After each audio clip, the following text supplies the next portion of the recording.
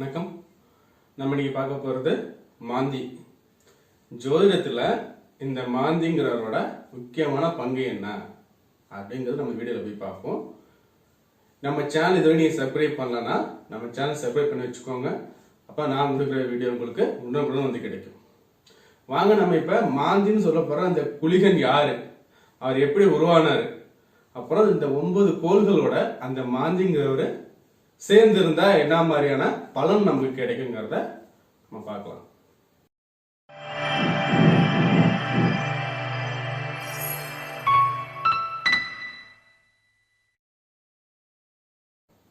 இந்த மாந்தி யாருன்னு பார்த்தா நம்ம சனி பகவான் இருக்கார்ல, அந்த சனி பகவானோட பையன், அதாவது புள்ள. இதை இன்னொரு பக்கம் சொல்ல போனா சூரியனோட பேரப்புள்ள. சூரியனோட மகன் தான் சனி, அந்த சனி பகவானோட மகன் தான் இந்த மாந்தி. சரி, இந்த மாந்தி எப்படி உருவானான்னு பார்த்தீங்கன்னா, இந்த ராமாயணம் கேள்விப்பட்டிருப்பீங்க. அந்த கதை உங்க எல்லாருக்குமே தெரிஞ்சிருக்கும். அந்த கதையில பார்த்தா ராவணேஸ்வரன் வருவார்ல, இந்த ராவணேஸ்வரன் பார்த்தீங்கன்னா ஒரு சிவபக்தன். ரெண்டாவது, அவரோட லங்காபுரி எப்போ பார்த்தாலுமே சிவநாமம் ஓடிக்கிட்டே இருக்கும், சிவனை தொழுதுகிட்டே இருப்பாங்க, இசையில ஆர்வம் மிக்கவர் அவரு. ரெண்டாவது, அவருக்கு ஜோதிட புலமையும் நல்லா தெரியும். இந்த ராவணேஸ்வரன் என்ன பண்ணாருன்னா, இருக்கிற எல்லா கோள்களையும், அதாவது நவ கிரகத்தையும் பிடிச்சிட்டு வந்தாரு. நவ கிரகத்தையும் பிடிச்சிட்டு வந்து அவர் கேட்கிறாரு, எனக்கு சாகாத வரத்தோட எனக்கு வாரிசு வேணும். நான் அவருக்கு தெரியும்ல, பிறப்புன்னு இருந்தா இறப்புன்னு இருக்கும், நம்ம அப்படியே பிறந்துட்டோம், நமக்கு இறப்புங்கிறது நிச்சயமா எழுதப்பட்ட உயில், அதாவது எழுதப்பட்ட சாசனம்னு சொல்லிட்டு அவருக்கு தெரிஞ்சிச்சு. அப்ப என்ன பண்ணாருன்னா, தனக்கு பிறக்கக்கூடிய அந்த குழந்தை இருக்கு பார்த்தீங்களா, அந்த குழந்தை என்னைக்குமே சாகக்கூடாது, அந்த குழந்தைக்கு சாகா வரணும்னு அவர் ஆசைப்படுறாரு. அந்த ஆசைக்கு எனக்கு அவர் என்ன பண்றாருன்னா, இருக்கிற அந்த 9 கோளையும் பிடிச்சிட்டு வந்து அவர் ராஜ்யத்தில் அடைச்சி வச்சு, எனக்கு வந்து பிறக்கக்கூடிய வாரிசு அழிவில்லாத சாகா வரத்தோட பிறக்கணும், எப்படி சாகா வரத்தோட பிறக்கணும்னு சொல்லிட்டு ஒவ்வொரு கோளையும் கேட்கிறார். அப்ப அந்த நவகிரகத்திலையும் அந்த ஆயுள தீர்மானிக்கிறது யாரு? சனி பகவான் தானே. அப்ப சனி பகவான் உண்மையை சொல்றாரு, 11ஆம் இடங்கிற இடத்துல கோள்கள் அமர்ந்தா, எப்படி சேனகா கட்டத்துல லக்னத்திலேருந்து 11ஆம் வீடு, அந்த 11ஆம் வீட்டுல இருக்கிற கோள் என்னைக்குமே கெடுதலே பண்ணாது, புரியுதுங்களா அப்படின்னு சொல்றாரு. அப்போ என்ன பண்றாருன்னா, எல்லா கோளையுமே அவர் 11ஆம் வீட்டுல படிக்கிறார். நவ கிரகத்தையும் 11ஆம் வீட்டுல அமர்ற மாதிரி ஒரு ஆணை இட்டுட்டு அவர் ஒய்ஃபுக்கு என்ன பண்றாருன்னா, அந்த கர்ப்பதானம் செய்யறார். கர்ப்பதானம் செஞ்சதுக்கு அப்புறம் இவர் நம்ம நாரதர் இருக்காருல்ல, அந்த நாரத முனிவர் என்ன பண்றாருன்னா, ஆஹா நம்மளால இவனையே சமாளிக்க முடியல, இவனுக்கு சாகா வாரத்தோட ஒரு குழந்தை பிறந்துச்சுன்னா அது இந்த உலகத்தை என்னென்ன பாடுபடுத்துமோன்ட்டு சனி பகவான்கிட்ட வர்றார். சனி பகவான்கிட்ட நீ என்ன பண்ணுப்பா, எதையாச்சும் பண்ணுப்பா, அவனோட மகன் அந்த சாகா வாரத்தோட பிறக்க கூடாது, புரியுதுங்களா கான்செப்ட்? ஸோ அப்ப என்ன பண்றாருன்னா, சனி பகவான் தன் மேல அந்த வடிவ வேர்வை இருக்கு பார்த்தீங்களா, அந்த வேர்வை எல்லாமே ஒன்னா திரட்டி அந்த ஆயுஸ்தானத்துல அந்த மாந்தி, அதாவது எப்படின்னா குளிகன், வேர்வை எல்லாத்தையுமே ஒன்னா திரட்டி அதை குளிர வச்சு குளிகன்கிறவரை அந்த ஆயுள் ஸ்தானத்துல அமைக்கிறாரு. சோ ராவனோட பையன், அதாவது மேகவண்ணன், அது என்ன சொல்லுவாங்க, இந்திரஜித்மாங்க, அவர் பிறக்கிற அதே நேரத்துல தான் இந்த குளிகனும் பிறக்கிறாங்க, புரியுதுங்களா? அப்ப அந்த ஆயுள் ஸ்தானத்துல குளிகனையும் சேர்த்து ஒரே நேரத்துல 2 பேரும் ஒன்னா ஜனனமாக்குறாங்க. ஸோ இப்படி உருவானதுதான் இந்த குளிகன், அது குளிகன் சொல்ல பாரு மாந்தி. இப்ப இந்த மாந்தி நீங்க பாத்தீங்கன்னா அதுக்குன்னு ஒரு கோள், முழு கோள் கிடையாது, அது சனியோட உபக்கோள், ஓகேங்களா? இந்த மாந்திக்கு சொந்த ஆதிபத்தியம் எதுவும் கிடையாது, மாந்திக்கு தசாபுத்தி கிடையாது, மாந்திக்கு நட்சத்திர வரிசையிலையும் இடம் கிடையாது, ராசி வரிசையிலையும் இடம் கிடையாது, அவருக்கு உச்ச நீச்சம் பகைகள் எதுவுமே கிடையாது. அப்ப எப்படி சார் இந்த மாந்தி நம்ம கால்குலேட் பண்றது? அதாவது மாந்திங்கிற குளிகனுக்கு உதய நாளிகை மட்டும்தான் இருக்கு, மாந்தி உதயாதி நாளிகை மட்டும் தான் சொல்லுவாங்க. இந்த மாந்திங்கிறது பார்த்தீங்கன்னா ஒவ்வொரு நாளைக்கும் ஒவ்வொரு ராசி கடத்துல டிராவல் ஆகிட்டே இருக்கும். இந்த மாந்தி சனியோட பையன் தானே. அப்ப இது எப்படி ஸ்டார்ட் ஆகும்னா, சனிக்கிழமை அன்னைக்கு ஃபர்ஸ்ட் உதயமாகும். சனிக்கிழமை அன்னைக்கு உதயமாயிட்டு ரிவர்ஸ் டைரக்ஷன்ல போயிட்டு இருக்கும். அதாவது எப்படின்னா ஆன்டி கிளாக் வைஸ்ல போகும். நீங்க சனிக்கிழமை மணிக்கு பிறகு வச்சுக்கோங்க.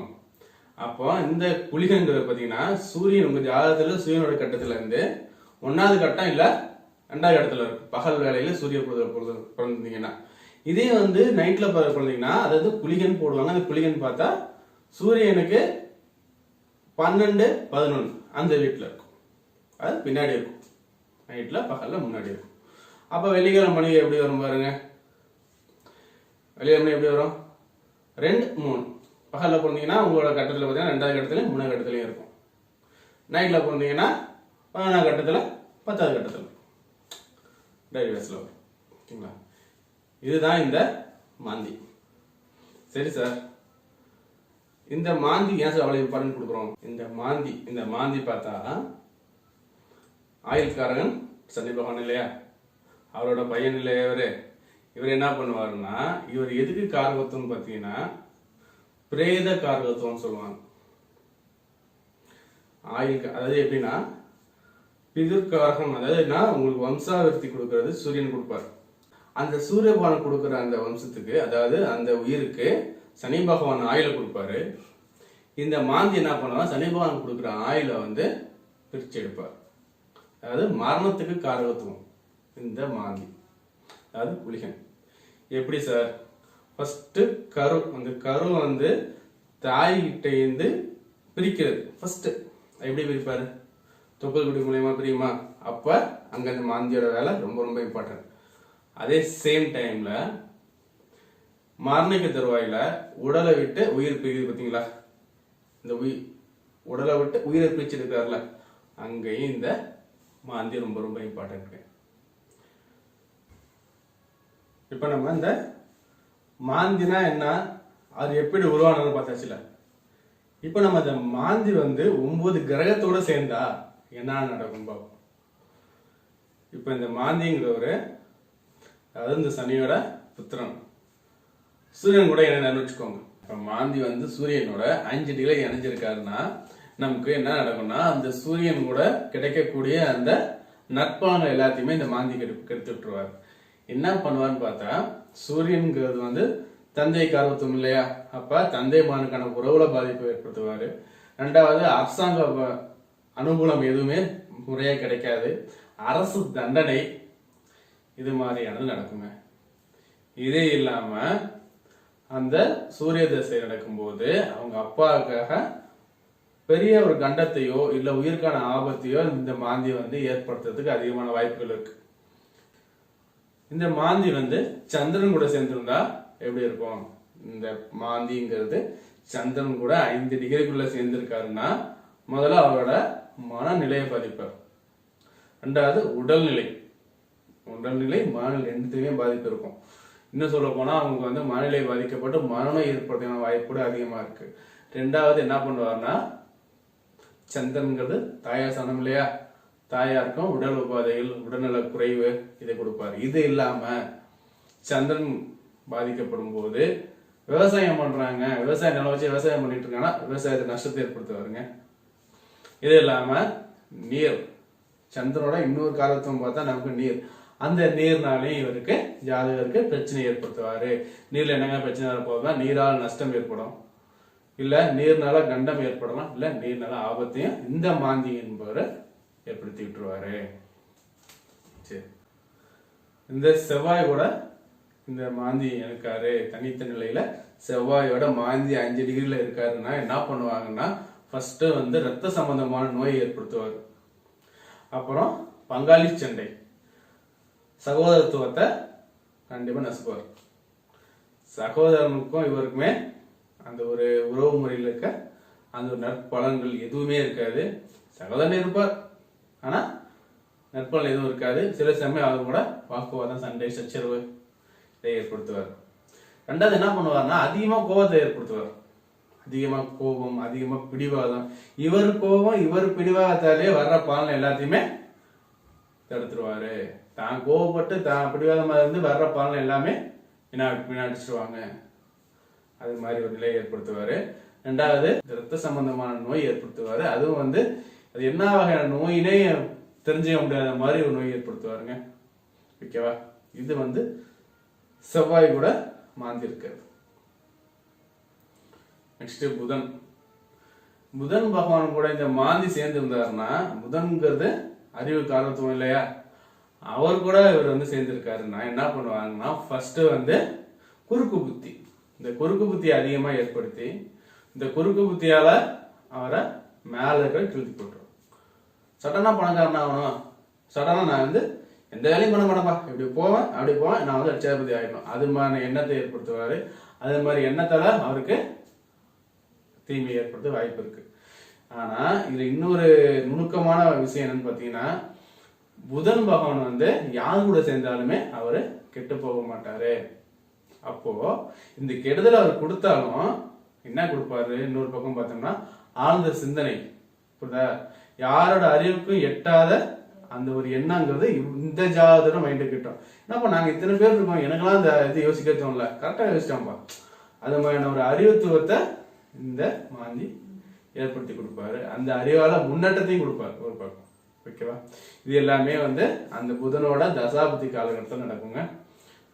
இந்த மாந்திங்கிறத குருவோட இணைஞ்சிருக்காருன்னா, பெரிய மனசத்தோடு இருக்கிறவங்க என்ன பண்ணுவாங்கன்னா, அவங்க ஊருக்கு உபதேசம் பண்ணுவாங்க, பட் ஆனால் இவங்க ஃபாலோ பண்ண மாட்டாங்க. அது ஒண்ணு. ரெண்டாவது என்ன ஆகுனா வந்து அவருக்கு பிறக்கக்கூடிய குழந்தை இருக்கு பார்த்தீங்களா, அந்த குழந்தை வந்து எப்படின்னா உடல் ஊனமுற்றதா இருக்கும். ரெண்டாவது அந்த குழந்தைங்க வந்து மனநிலை பாதிப்பா இருக்கும். இன்னொன்று பார்த்தா அந்த குழந்தையாலேயே அவருக்கு பிரச்சனை இருக்கும்.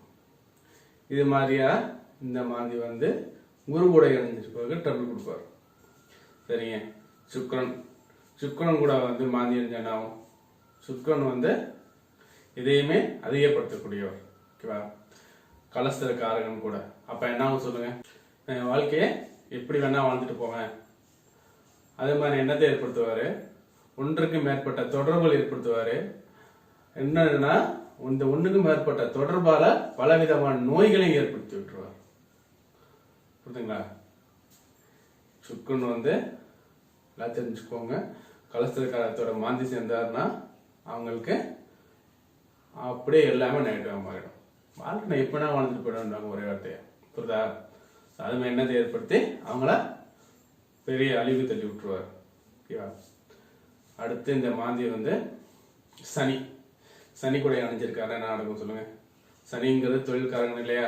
தொழில்காரனோட போய் மாந்தி அடைஞ்சாருன்னா என்னதான் உழுந்து விழுந்து வேலை செஞ்சாலும் எந்த ஒரு பேரும் கிடைக்காது. பிரயாணம்னா பயணத்தால ஆபத்து. அந்த பிரயாணத்தால நமக்கு பொருள் இழப்பு, பொருள் நஷ்டம், திருட்டு போறது. புரியுதுங்களா? அதே மாதிரி ஏற்படுத்தி விடுவாரு. இன்னும் சொல்ல போனா நல்லா உழைச்சிட்டு இருப்பாருங்க. நல்லா பில்டிங் புக் பண்ணிட்டு இருப்பாங்க. ஆனா அந்த பில்டிங்லயே அவருக்கு அடிபடும், கீழே விடுவாரு. நல்லா வேலை செய்வாரு. என்னதான் வேலை செஞ்சாலும் அந்த வேலைக்கான பலன் அவருக்கு கிடைக்காது. இது எல்லாமே என்னன்னா அந்த 5 டிகிரிக்குள்ள மாந்தி அடைந்தா மட்டும்தான் இதெல்லாம் நடக்கும். கூடவே அந்த தசா நடக்கணும். அந்த யாரு கூட இணைஞ்சிருக்காரோ அவரோட தசா நடந்தா மட்டும்தான் நம்ம சொல்றது நடக்கும். ஓகேவா? சரி. இன்னொன்னு ராகு. இந்த ராகு கூட மாந்தி இணைஞ்சிருக்கப்ப என்ன வேணா சொல்லுங்களேன். ராகுங்கிறது அது எப்படின்னா 1னா 10 ஆகும், 10னா 20 ஆகும். அப்படியே டெவலப் பண்ணுவாங்க. ஸோ அப்படி டெவலப் பண்ற ஒரு கிரகத்து கூட போயிட்டு மாந்தி சேர்ந்தா யோசிச்சு பாருங்களேன். 1க்கு மேற்பட்ட பெண்களா இருந்த ஆண்கள் தொடர்பு, ஆண்களா இருந்த பெண்கள் தொடர்பு, ஒழுக்கக்கேடு, இது மாதிரியான நிலையை தள்ளி விட்டுருவாரு. ரெண்டாவது என்னன்னா வந்து நான் வாழ்றது நான் யாரை வேணா காலி பண்ணுவேன். ஸோ என்ன சொல்ல வரேன்னா, இந்த ராகு கூட போயிட்டு மாந்தி இருக்கிறவங்க என்ன பண்ணுவாங்கன்னா அவங்களோட திங்கிங் எல்லாமே வந்து அதிகமா இருக்கும். 1க்கு மேல எதா இருந்தாலும் வந்து இதுக்கு மேல அதுக்கு மேல. என்ன சொல்ல போனா அந்த ராகு கூட மாந்தி செஞ்சிருந்தாருன்னா வந்து அந்த ராகு தசை நடப்புக்கு வருதுன்னா அவங்க ரொம்ப உஷாரா இருக்கணும். இல்லைன்னா என்ன வேணா சொல்லுங்களேன், ஒரு குற்றச்செயலை கூட துணிந்து பண்றதுக்கான வாய்ப்பை அதிகமா ஏற்படுத்தி விடுவார். குற்றச்செயல், அந்த குற்றச்செயல துணிஞ்சு இறங்கி பண்ணிட்டு அதனால என்ன தண்டனை வந்தாலும் நான் பாத்துக்கிறேன், ஒன்றும் பெரிய விஷயம் இல்லை. ஸோ அதே மாதிரி எண்ணத்தை தூண்டி விட்டு அந்த ஜாதகரை வந்து அவரு படுக்குள்ள தள்ளி விட்டுருவார். ஓகேவா? கடைசியா இருக்கவர் கேது பகவான். கேது கொடுக்க என்ன பண்ணுவார்னா பற்றற்ற நிலை ஏற்படுத்துவார். அது எந்த காரகத்துவத்துல எந்த வீட்டுல கேதுவோட இருக்கிறோ அந்த காரகத்துவத்துக்கு வந்து பற்றற்ற நிலை, அது பிடிப்பு இல்லாம அதை விட்டு விலகி வந்துடுவார். சுத்தமா போயிட்டு ஆலயம், சிவத்தொண்டு, கோயில், நாளுக்கு நல்லது பண்றது, புரியுதா இல்லையா, அந்த ஒரு மாநிலைக்கு ஜாதகரை அழைச்சிட்டு போயிடுவார். இதுதான் இந்த மாந்தி வந்து அந்த கேதுவோட இணைஞ்சா நடக்கிறது. சரி, இதுவரைக்கும் நம்ம வந்து சூரியன் முதல் கேது வரை அந்த 9 கோள்கள்ல மாந்தி இணைந்திருந்தா என்ன நடக்கும்னு சொல்லி நான் தெளிவா சொல்லியிருக்கேன். சரி, மாந்தியோட உருவான கதையும் சொல்லியிருக்கேன். புரியுதுங்களா? இந்த இதுல பார்த்தா நமக்கு புதன் பகவான் கூடயும் கேது பகவான் கூடயும் மாந்தி இருக்கு நல்லது.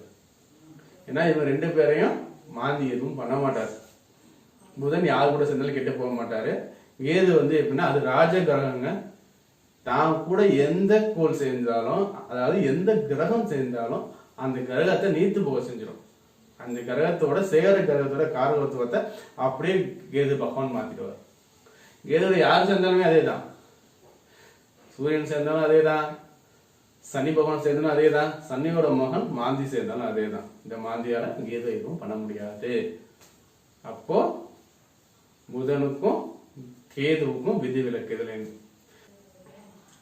இப்போ இதுல ரொம்ப இந்த 9 கோள்களோட எது ரொம்ப ரொம்ப உசாரா இருக்கணும்னா இந்த செவ்வாய் கூட மாந்தி செஞ்சிருக்காரு பாத்தீங்களா, அந்த ஜாதகம் மட்டும் ரொம்ப ரொம்ப உசாரா இருக்கும் அவருக்கு. ஏன்னா வெட்டுத்தெலும்பு, அடிப்பட்ட காயங்கள், மேலிருந்து கீழே விழுதல், புரிதா, ரத்த சம்பந்தமான கோளாறுகள், முன்கோபம், முரட்டுத்தனம், இது எல்லாத்தையுமே அதிகமாக்கி ஜாதகரை ஒரு நிலைக்கு பண்ணி விட்டுருவாரு. ஸோ அப்போ இந்த செவ்வாய் கூட இருக்கிறவர் ரொம்ப ரொம்ப உசாரா இருக்கணும்.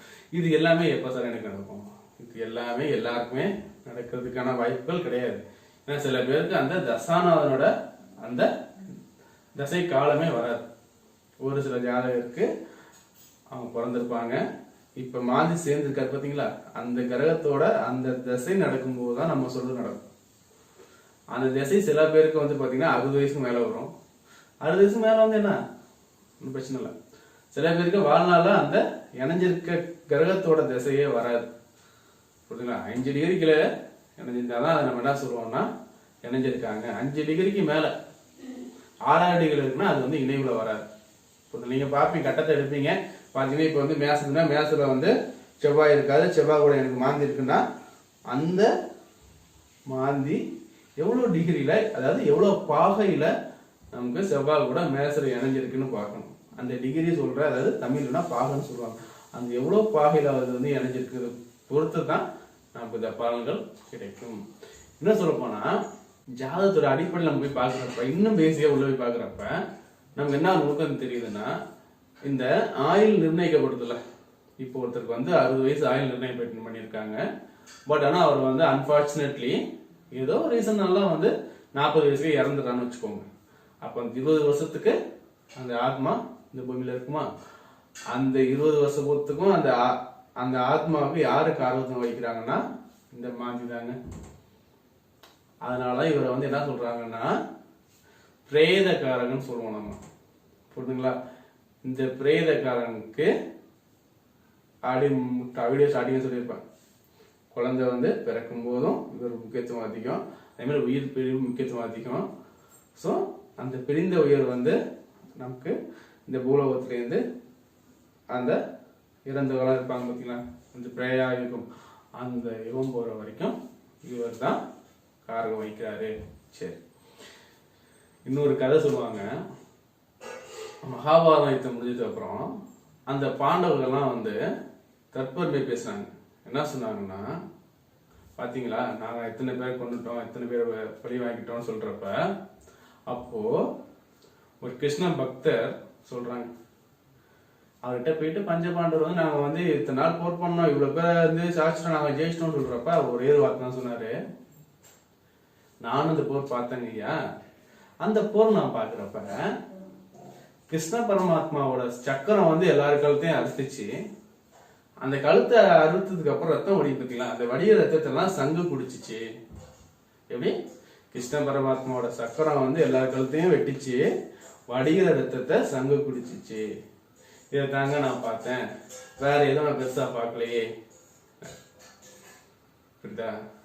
அது வந்து என்ன பண்ணி சொல்லுங்க. இப்போ நவகிரகம் நமக்கு மரணத்தை கொடுத்தாலும் ஆனா அது எல்லாத்துக்குமே காரத்தை வைக்கிறது யாருன்னா இந்த மாந்தி தாங்க.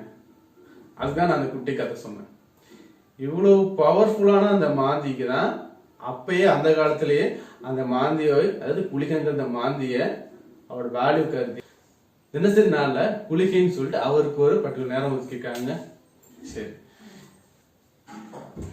இப்ப இந்த குளிகை டைம்ல ஒரு நாளைக்கே இந்த குளிகை நேரம் ஒதுக்குறாங்கல்ல, அந்த குளிகை நேரத்துல நம்ம எது பண்ணாலுமே அது வந்து திரும்ப திரும்ப திரும்ப நடந்துகிட்டு இருக்குங்க.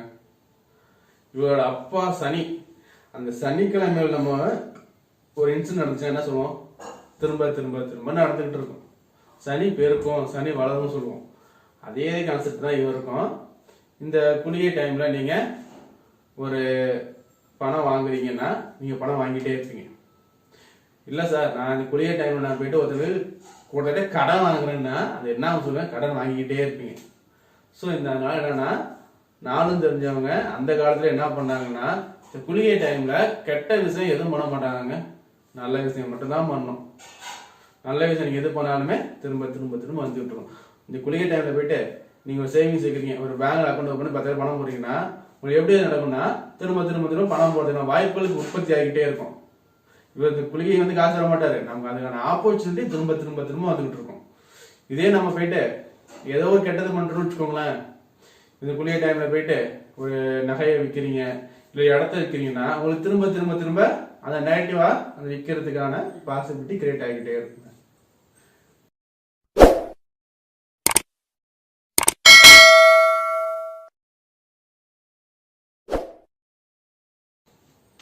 இது வரைக்கும் மாந்தி சேனல் பார்த்துருப்பீங்க. நம்ம சேனலை சப்ஸ்கிரைப் பண்ணி வச்சுக்கோங்க. நான் வரப்போற வீடியோவில் நம்ம வாழ்க்கைக்கு தேவையான நிறைய விஷயத்த நான் உங்களுக்கு வந்து வீடியோவை தொகுத்து கொடுக்கலான்னு இருக்கேன். அதனால நம்ம சேனல் சப்ஸ்கிரைப் பண்ணி வச்சுக்கோங்க.